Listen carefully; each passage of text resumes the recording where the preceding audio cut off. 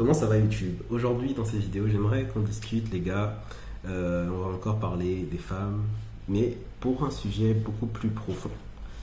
Comme vous le savez, moi j'aime bien aborder des sujets qui portent un peu à la réflexion, et dans cette vidéo j'aimerais qu'on se penche sur est-ce que c'est possible de trouver une femme qui puisse être à la fois une femme ambitieuse, donc qui a la volonté d'être une femme, comme on voit beaucoup aujourd'hui, les femmes un peu indépendantes, mais en même temps qui a la volonté de fonder une famille.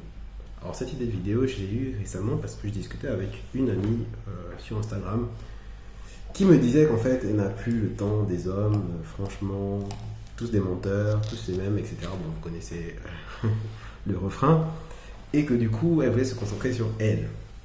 Et moi j'étais en train de me dire, mais ok, sûrement c'est une phase dans sa vie, et que bientôt voilà, elle reviendra à de meilleurs sentiments au vu des hommes, mais elle semblait être tellement persistante sur le fait que les hommes pour elle c'est fini, et que même si elle finit sa vie toute seule, bah tant pis, et qu'elle se concentre sur sa carrière, etc.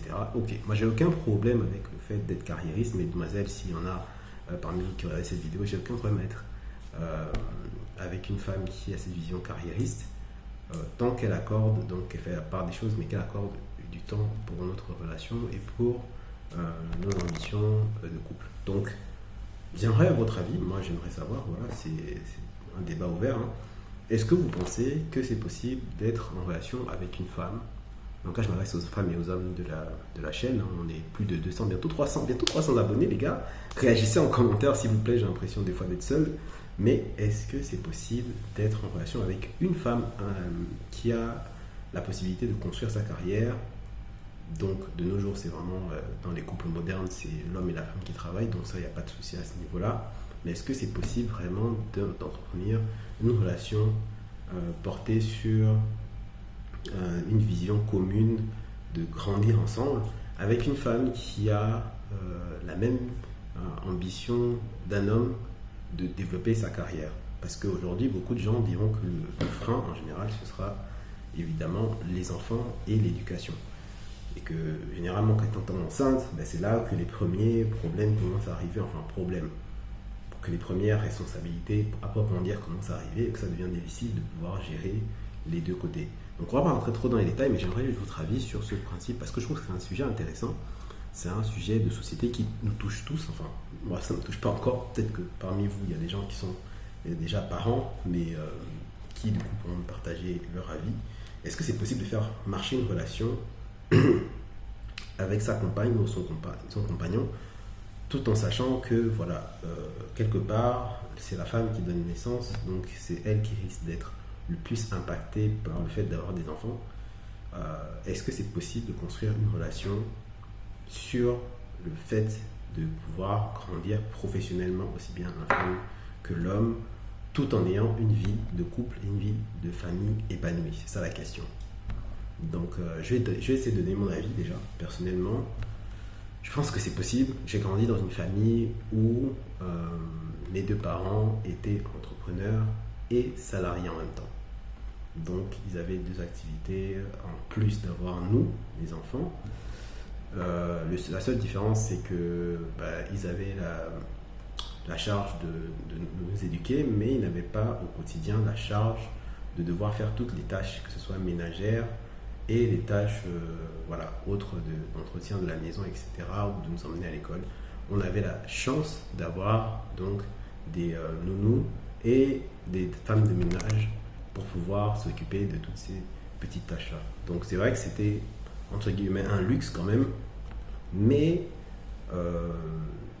les familles modernes aujourd'hui pourraient bénéficier des mêmes avantages, surtout si vous êtes voilà, à l'étranger aujourd'hui et que vous avez une bonne situation. Vous pouvez trouver des places dans les crèches ou chez des assistantes maternelles, etc. Bref, pouvoir faire garder vos enfants un peu à gauche à droite pour pouvoir vous alléger de certaines responsabilités dans le fait de construire une relation de famille. Donc sans rentrer trop dans les détails, je pense que c'est quand même possible de pouvoir s'alléger de la charge de l'éducation des enfants dans une moindre mesure, mais même sans arriver là, au tout début de la relation, est-ce que c'est possible d'avoir une femme qui soit à 80% focus sur son travail et à 20% sur sa relation et quand même réussir à la faire marcher. Parce que je trouve que c'est important d'avoir cet équilibre, que dans les 20% que vous passez dans votre relation de couple, que vous puissiez quand même réussir à la faire fonctionner.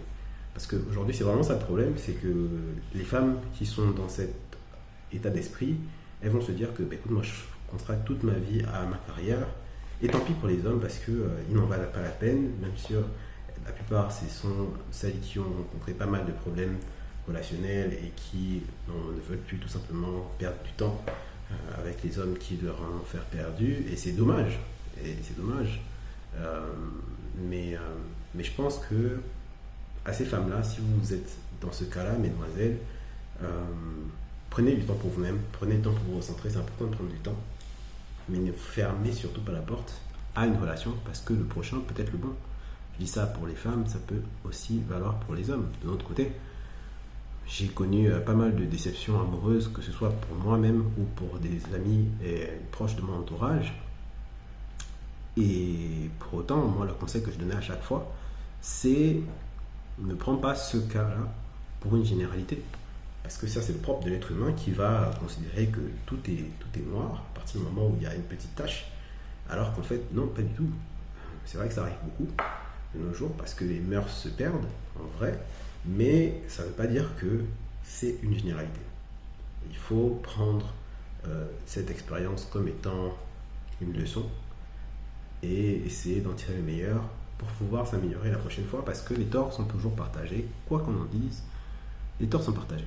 Donc, il y a des choses que vous avez faites ou que vous n'avez pas faites qui ont poussé l'autre à faire des choses qu'il a dû faire ou qu'il n'a pas fait et qui a conduit à la rupture.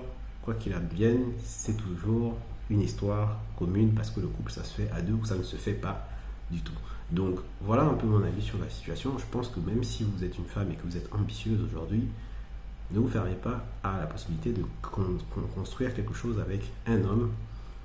Bien souvent, ça va même être dans cette situation-là, dans cet état d'esprit-là, que vous allez rencontrer des hommes qui peuvent matcher avec votre état d'esprit.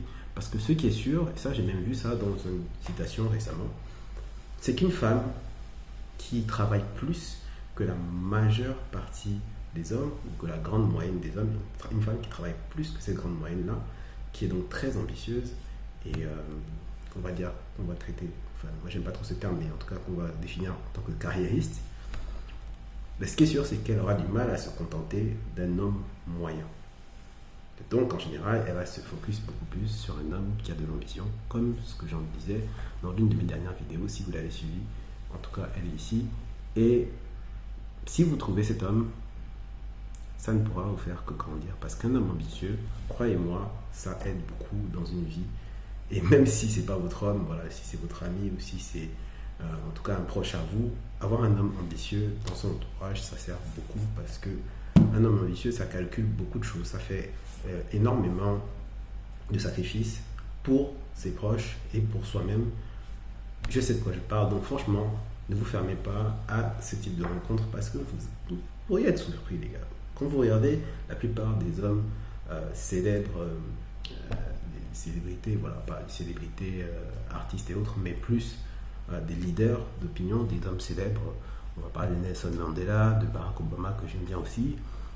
Mais quand vous regardez les femmes qui étaient à leur côté, ce sont des femmes que je pense qui sont très très ambitieuses, qui avaient une très grande vision de la vie. Et franchement, pour ce qu'elles ont pu accomplir, en tout cas de ce que je vois de Michelle Obama, mais il y en a beaucoup d'autres, voilà, on peut en citer plein, de ce qu'elles ont pu accomplir, moi je pense que si elles s'étaient fermées à leur relation à l'époque, elles auraient pu se fermer au fait de grandir encore plus et de devenir ce qu'elles sont aujourd'hui. Donc voilà ce que j'en pense pour la vidéo. Dites-moi en commentaire, les gars, votre avis. Je suis curieux de le savoir et de savoir ce que vous en pensez concernant donc le fait de sortir avec une femme ambitieuse, si c'est possible encore en 2022, de pouvoir construire une vraie relation.